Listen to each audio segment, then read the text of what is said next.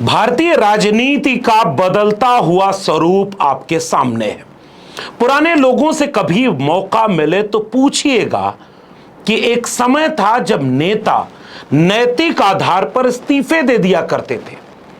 लोकतंत्र में जनता चुन करके नेता को भेजती है तो जिम्मेदारी नेता की होती है। जब कामयाबियों का सेहरा नेतृत्व के माथे पर सजता है तो नाकामियों का सेहरा भी उन्हीं को मिलना चाहिए। नए इसमें मंत्रियों के त्यागपत्र नहीं होते हैं भैया, वो यूपीए गवर्नमेंट नहीं है, एनडीए गवर्नमेंट है। राजनाथ सिंह के जिस बयान को अभी आपने शुरुआत में सुना, उससे आपको यह समझ में आ गया होगा कि वक्त बदल गया है और उन्होंने साफ तौर पर इस बात का ऐलान कर दिया कि ये यूपीए नहीं एनडीए है और यहां इस्तीफे नहीं होते। हम पिछले 11 साल की सरकार का एक चिट्ठा लेकर आपके सामने आए। ये चिट्ठा ये बताएगा कि कम से कम 3 बड़े फेल्योर इस सरकार के पिछले 11 साल में हुए, लेकिन 3 का बात छोड़िए, एक इस्तीफा भी पिछले 11 साल में नहीं हुआ। चाहे पहलगाम आतंकी हमला हो, चाहे अहमदाबाद में एयर इंडिया की फ्लाइट की दुर्घटना हो, चाहे रेल की दुर्घटनाओं का अंबार हो, चाहे टूटती बिखरती और बदहाल अर्थव्यवस्था की कहानी हो, यूपीए ने कई इस्तीफों का दौर इस देश को दिखाया।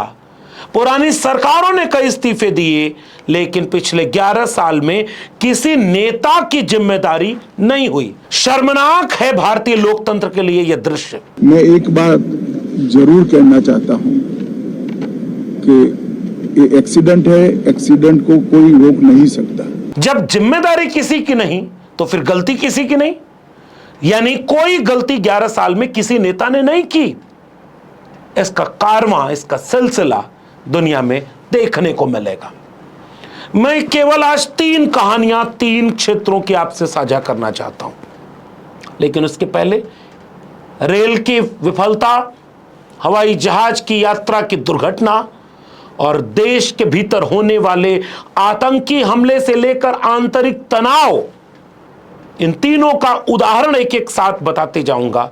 लेकिन याद करिए इस देश में कब कितने बड़े इस्तीफे हुए। मैं केवल 5 घटनाओं पर आपका ध्यान आकर्षित करना चाहता हूं। साल 1956 का वक्त था और देश के रेल मंत्री थे लाल बहादुर शास्त्री जी।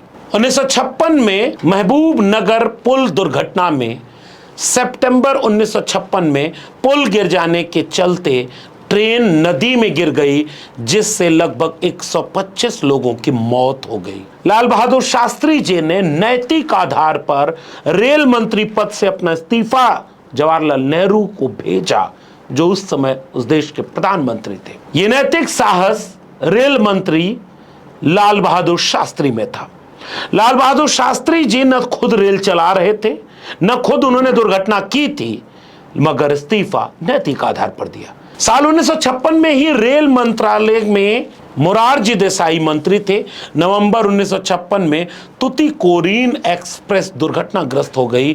कमजोर तटबंध की वजह से ट्रेन नदी में गिर गई, लगभग 104 लोग मारे गए और मोरारजी देसाई ने रेल मंत्री के पद से इस्तीफा दे दिया। वक्त बदलता है और रेल मंत्री के तौर पर 1999 में देश के रेल मंत्री थे नीतीश कुमार। पश्चिम बंगाल के गैसल में ट्रेन हादसा हो गया, लगभग 290 यात्रियों की मौत हो गई। अटल बिहारी वाजपेयी की सरकार में रेल मंत्री नीतीश कुमार ने नैतिक आधार पर इस्तीफा दे दिया और मैं चाहता हूं कि नीतीश कुमार के इस बयान को आप जरूर सुने। I think it's total failure of the railway. That's why I have accepted the responsibility. चूक है और ये चूक ही हम सिर्फ इसको नहीं कहेंगे, ये आपराधिक नेग्लिजेंस, क्रिमिनल नेग्लिजेंस। इसलिए इसको हम पहले तो ओन करते हैं इसकी रिस्पॉन्सिबिलिटी और हमने रिजिग्नेशन दिया। साल 2008 में 26/11 का आतंकी हमला होता है। लगभग 200 लोगों की मौत की बात मीडिया में आती है और गृह मंत्री के तौर पर अपनी सुरक्षा की चूक की जिम्मेदारी लेते हुए तत्कालीन गृह मंत्री शिवराज पाटिल ने 30 दिसंबर 2008 को गृह मंत्री के पद से इस्तीफा दे दिया। मगर वक्त बदल गया और जैसे राजनाथ सिंह ने कहा था इस्तीफा नहीं होता, अब जरा सुनिए उसी रेल मंत्रालय में पिछले 11 साल में नरेंद्र मोदी की सरकार में कितने हादसे हुए और उसके बाद कितने इस्तीफे हुए। एक सिलसिलेवार फहरिस्त देखिए। जून 2024 में कंचनजंगा एक्सप्रेस दर्जी ट्रेन दुर्घटना हो गई जिसमें 10 से 11 लोगों की मौत हुई, 60 से ज्यादा घायल। 2 जून 2023 को उड़ीसा के बालासोर में 2 ट्रेनों की टक्कर के चलते लगभग 296 से 300 के आसपास लोगों की मौत हो गई। मीडिया रिपोर्ट के आधार पर आंध्र प्रदेश में 29 अक्टूबर 2023 को विजयांगरम में ट्रेन दुर्घटना हुई, 14 लोग मारे गए और लगभग 60 घायल। 22 जनवरी 2025 को जलगांव में पुष्पक एक्सप्रेस में अफवाहों के चलते अचानक लोग कूद गए, 13 लोग मारे गए। 15-16 फरवरी 2025 को नई दिल्ली में कुंभ के दौरान स्टैम्पेड हुआ और 15 से 18 लोगों की आधिकारिक सूचना मौत की आई।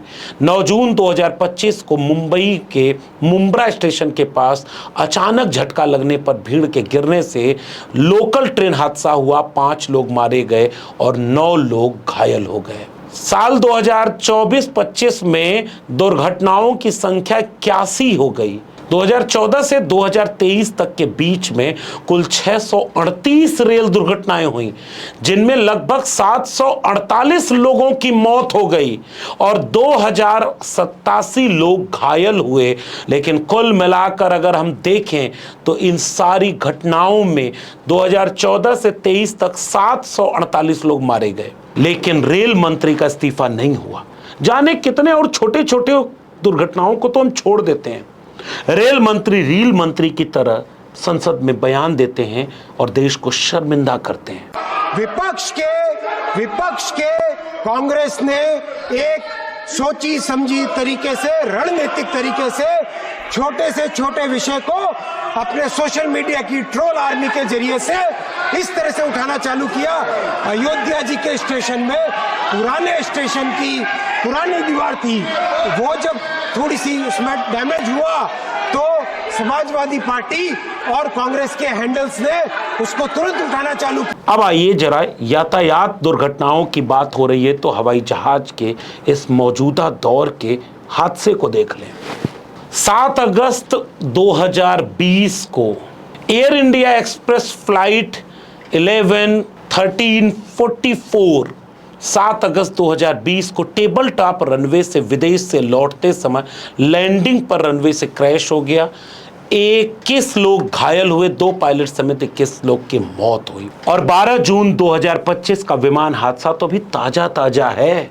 यात्रियों से भरा हुआ 242 यात्रियों से भरा हुआ विमान अहमदाबाद के रनवे से उड़ान भरते ही चंद सेकंडों के भीतर क्रैश हो गया, लेकिन किसी का इस्तीफा नहीं हुआ, किसी ने जिम्मेदारी नहीं ली। और छोटी छोटी और हवाई दुर्घटनाओं की बात करें तो इंदिरा गांधी एयरपोर्ट पर टेक ऑफ के बाद 22 दिसंबर 2015 को बीएसएफ किंग एयर 200 में दुर्घटना हो गई, 10 बीएसएफ कर्मियों की मौत हो गई। बे ऑफ बंगाल में IAF एंटोनोव AN-32 22 जुलाई 2016 को चेन्नई से पोर्ट ब्लेयर जाते समय समुद्र में क्रैश हो गया, 29 लोग मारे गए। अरुणाचल प्रदेश में 3 जून 2019 को जोरहाट से मेचुका जा रहे उड़ान में पहाड़ी इलाके में गिरावट, 13 की मौत।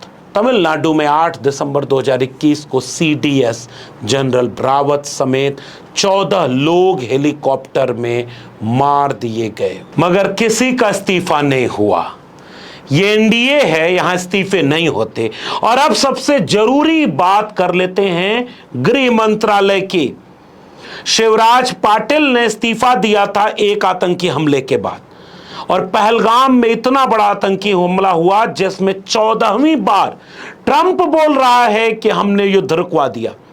लेकिन इस देश के लोग जानना चाह रहे थे कि जो आतंकी पहलगाम में आए वो किसकी सुरक्षा चूक थी।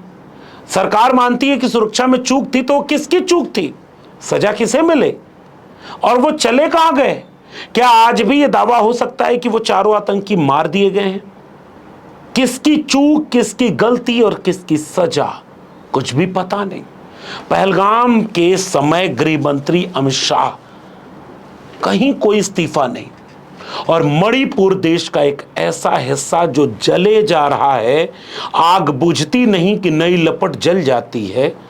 आज तक प्रधानमंत्री मणिपुर नहीं जा पाए, राष्ट्रपति शासन लगा हुआ है, लेकिन किसी का इस्तीफा नहीं होगा। लेकिन मैं चाहता हूं कि थोड़ी सी पिछले 11 साल की आतंकी घटनाओं की फहरिस्त देख लीजिए। आप तो भूल चुके होंगे कि नोटबंदी हो जाएगी तो आतंकी घटनाएं बंद हो जाएंगी, ये वादा भी किसी ने किया था।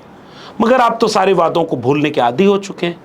छोड़िए उन वादों को और जरा पिछले 11 साल के गृह मंत्री के कार्य क्षेत्र में आने वाले इन घटनाओं की साल 2014 से 2024 के बीच कुल आतंकी घटनाओं की तादाद हर मोर्चों पर मिलाकर तकरीबन 2242 बताई जाती है। साल 2014 में कुल 860 घटनाओं का जिक्र मिल रहा है। इंटरनेट बता रहा है कि जिसमें 490 लोग मारे गए और 776 घायल हुए। 2015 में 884 घटनाओं का जिक्र मिलता है, जिसमें 387 लोग मारे गए। 2016 में 1025 घटनाओं का जिक्र मिल रहा है, जिसमें 467 लोग मारे गए। 2017 में 966 घटनाओं में 495 लोग मारे गए। 2018 में 748 घटनाओं में 350 लोग मारे गए। यानी इन घटनाओं को अगर जोड़ें तो अभी भी कुछ आंकड़े ये बता रहे हैं कि 2242 घटनाएं, ये सारी घटनाएं गृह मंत्रालय के अंतर्गत आती हैं। लेकिन आपने किसी का इस्तीफा होते हुए देखा क्या? एक सवाल मेरा आपसे जाते जाते है, ये केवल रेल के क्षेत्र में हवाई यात्राओं के दौरान और गृह मंत्रालय के अंतर्गत आने वाले देश की सुरक्षा से जुड़े हुए मामलों का ही एक फहरिस्त जो हमें मौजूद थी। उसमें हो सकता है कुछ आंकड़े और संख्या में ऊपर नीचे मामला हो, लेकिन मोटा माटी यही स्थिति है इस देश में। मगर आपको पता चला क्या, इतनी घटनाओं के बाद भी गृह मंत्री की बात छोड़िए, रेल मंत्री की भी बात छोड़ दीजिए, हवाई यात्रा की दुर्घटनाओं पर नागरिक उड्डयन मंत्रालय के एक राज्य मंत्री का भी इस्तीफा नहीं हुआ। राजनीति जब निर्लज्ज हो जाए तो थेथरई में बदल जाती है, और थेथरई का कोई नैतिक आधार नहीं होता है। चुनना और तय करना देश की जनता को होता है कि इन राजनीति के इस बदलाव को वो कैसे ले रहे हैं। अब तो फोटो खिंचवाए जाते हैं, दुर्घटनाओं पे रील बनाई जाती है। अब तो किसी सामान्य छोटे कर्मचारी को सस्पेंड कर दिया जाता है और ये याद रखा जाता है कि चंद रोज बाद जनता याद नहीं रखेगी, किसी और दुर्घटना या किसी और नए खबरों के जाल में उलझ जाएगी, भूल जाएगी कि उस दुर्घटना में किसी का इस्तीफा हुआ भी था या नहीं हुआ था। सूचनाओं की भूख पैदा करके, टेलीविजन की दुनिया को मैनेज करके, चापलूस पत्रकारों को वहां बिठा करके अब इन सवालों को बहस से ही गायब कर दिया गया है। लेकिन हम आपकी हिम्मत पर इन सवालों को पूछना चाहते हैं। अब आप नीचे कमेंट बॉक्स में बताइएगा कि क्या ये सवाल देश के नागरिक के सवाल हैं या नहीं हैं। अपनी टिप्पणी से हमें अवगत जरूर कराएं। अगर ये वीडियो पसंद आई हो तो इसे लोगों तक शेयर करिए। हमारे चैनल को सब्सक्राइब न किया हो तो जाते जाते चैनल को सब्सक्राइब जरूर कर लीजिए। बेल आइकॉन दबाएंगे तो अगली वीडियो की सूचना मिलेगी, और अगर इस चैनल को ज्वाइन करेंगे तो हमें आर्थिक मदद मिलेगी। अगर आप इस वीडियो को ट्विटर यानी एक्स या फेसबुक पर देख रहे हैं तो हमें फॉलो करना मत भूलिए। फिर मिलेंगे, तब तक के लिए बहुत बहुत धन्यवाद।